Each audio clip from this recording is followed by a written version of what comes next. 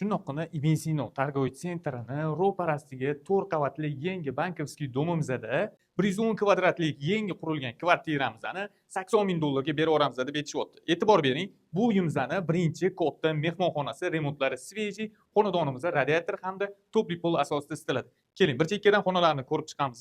Bu uyimizni yuvinish xonasi bo'ladi va bu tomonda yonida bo'lsa hojatxonalari alohida qilingan.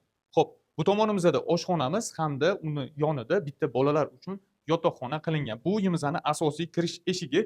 Qaysi domlarda ko'rgansizlar shunaqa prixoshkasi keng, e'tibor beryapsizlarmi? Va bu tomonda bizda yotoqxonaga mo'ljallangan tartibsizliklarga endi e'tibor bermaysizlar, bu yerda hali hech kim yashamagan. Va bundan tashqari uyimizning tepa tomonida o'zini yana 100 kvadratli terrasalari ham bor.